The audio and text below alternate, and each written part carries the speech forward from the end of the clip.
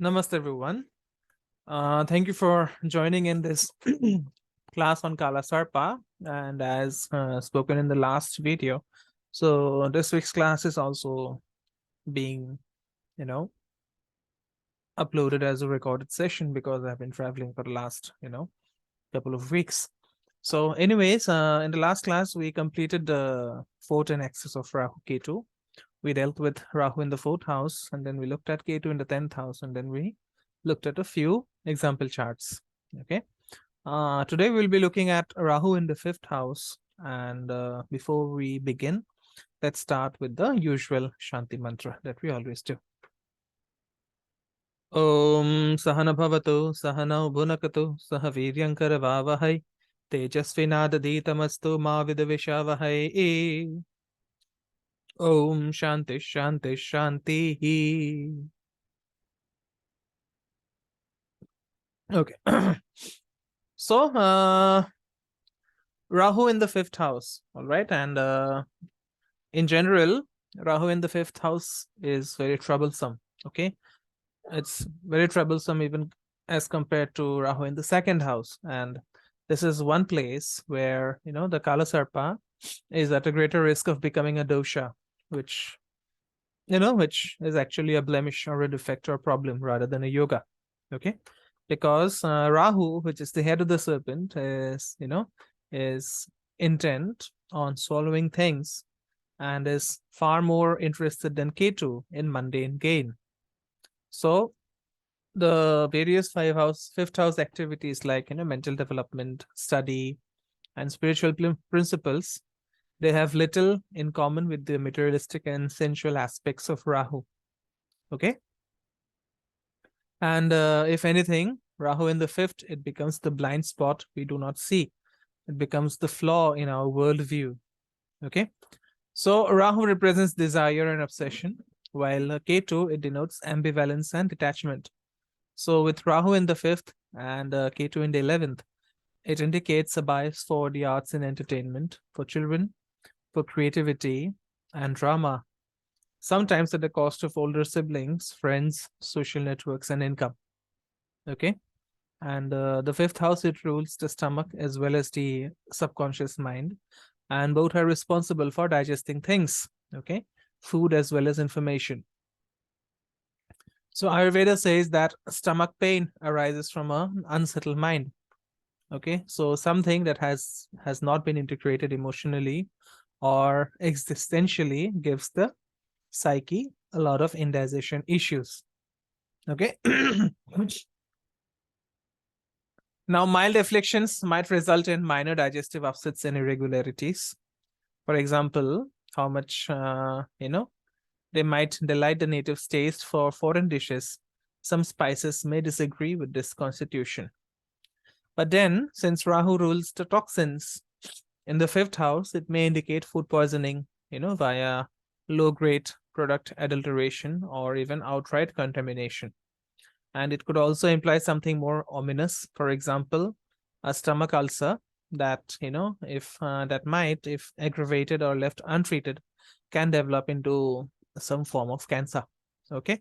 But then this prognosis would only be warranted when many malefic influences indicate the same conclusion. Okay. So don't predict that Rahu in the 5th can lead to cancer. Okay. Just the presence of Rahu in the 5th can lead to cancer. That is not true. Okay. Now, if you understand the psychology of Rahu, we know that Rahu is tamasic. We know that Rahu is toxic. And, Rahu's presence in the 5th house as a very tamasic graha, as a very toxic graha, it indicates some kind of mental pollution. Okay.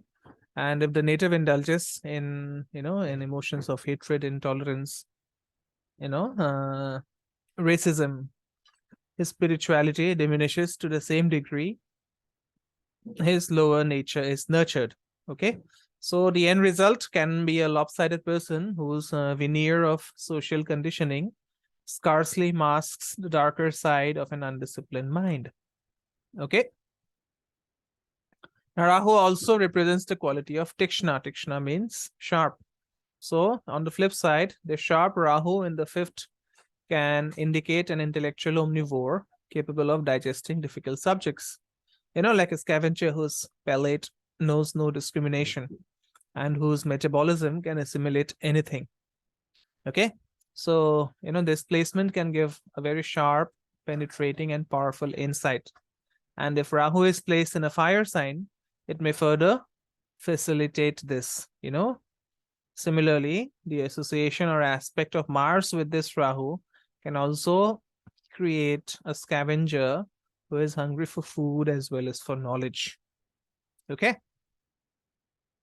Now, there is a polarity in the 5th versus the 11th house. Okay. In the 5th house, the discerning mind has a specific focus, because it includes our vague aspirations, hopes, dreams, and associations. And given Rahu's obsessions via the ambivalence of Ketu, there can be a compulsive embrace of one versus a flirtatious but vacillating dance with the other. And although we may obsess over making right choices to achieve our goals, we simultaneously long for our sometimes vague dreams to come true. But then sometimes the two are irreconcilable. Yes? Because Rahu is omnivorous, his hunger never satisfies, right? He is never satisfied. He can eat and eat. Rahu is the head that only eats but never digests. So as a result, the native may feel incomplete without constant admiration and recognition. And no matter what field the native is working, he is always driven to keep reinventing himself, assuming new guises, innovating to keep the spotlight on him, and, even risking the public images he has created. Okay. So the 5th house rules our buddhi, yes, our discriminating intelligence. And, the 5th house Rahu may display powers of analysis, concentration, discrimination, invention, logic, research, or strategy. And this can apply in the, in the fields of art and entertainment, in disciplines like medical and science, and especially in the field of investments, because, Ketu in the 11th indicates easy money. Okay. And in rare cases, his talent, the native's talent, that is, may turn to non-traditional subjects ruled by Rahu, for example, mysticism, the occult, or, association with astrology or even the paranormal. Okay.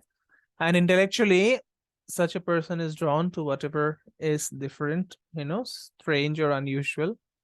And the study of foreign cultures like anthropology, offers one academic route. So, the native may want to leave one's country for higher education. But then, if the native stays back, then he or she could very well end up studying countercultures.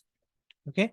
So for these natives, whatever is bohemian often offers some sort of appeal. Okay. Everything that is bohemian is very appealing to these natives. And, the native having this placement of Rahu might be a very charismatic teacher or a modern day guru. For example, like Tony Robbins, okay, who is not a true teacher of the, of the Vidya, but a motivational entertainer whose message appeals to the materialistic side of modern society. Okay. Rahu in the 5th can express its desire and passion through creative acts, mental pursuits and drama of some kind or the other, whether in the personal or social or political sphere. And the creative genius of the native may be displayed through arts and entertainment, games and sports, stage drama and fashion shows. Okay. And the native often seeks recognition for his gamesmanship, sometimes heedless of the negative associations of such a label. Okay. And since the 5th is associated with authorship, Rahu in this position may confer literary abilities and even genius. Okay. For example, the native wants to create something extraordinary, something so brilliant that it ends up causing awe among onlookers. and stands as a testimony to the unique talents of such a native. Okay. The native often seeks an appropriate stage to showcase his talents in venues as diverse as the theater or politics, to gain the recognition he craves for. And artistic performance in politics with large audiences and electorates, they hold special appeal for whoever seeks social privileges, which is almost equivalent to royalty for these natives. Okay. And in politics or the arts, Rahu in the fifth is an agent provocateur. Okay. Someone who will rock the boat, even at the risk of upsetting it. And the more dramatic and outrageous the act, the more compelled such a native is to do it. Okay. Intuitively sensing that there is no such thing as bad publicity. All right.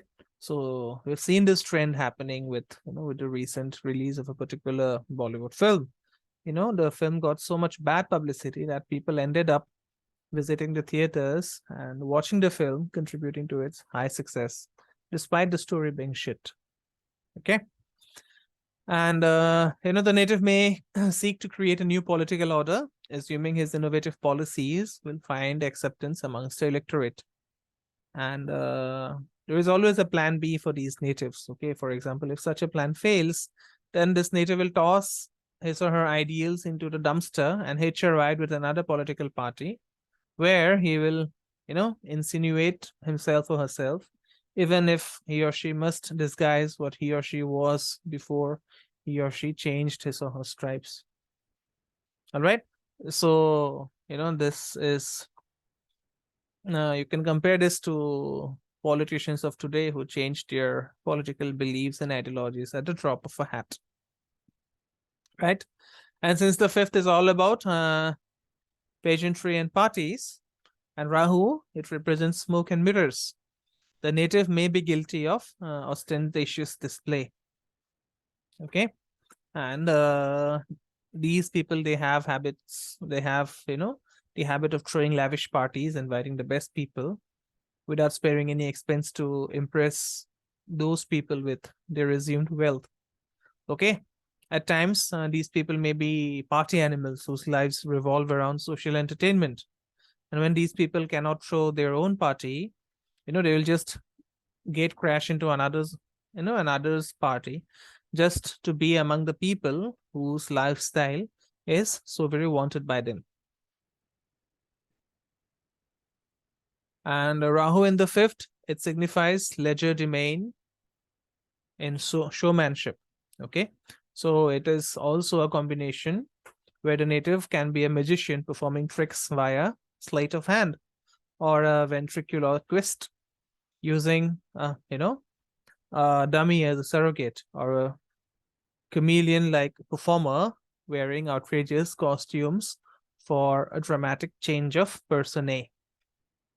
Okay. Now we know that the fifth house also rules games and speculation, and Rahu is a big risk taker. So it can give the native a bit of qualities of a gambler, qualities that range between anything from a casino player to a stock market speculator. And taken to the extremes of Rahu's negative behaviors, for example, cheating or imposturing or, usurping, this also suggests a card shark, some kind of a pool hall hustler, or maybe some kind of pump and dump stock promoter, or even a con man targeting suckers for a quick return. Now, fifth house, we know, is also the house of romance. So Rahu in the fifth house of romance can bring a foreigner, foreign lover into a native's life. Okay.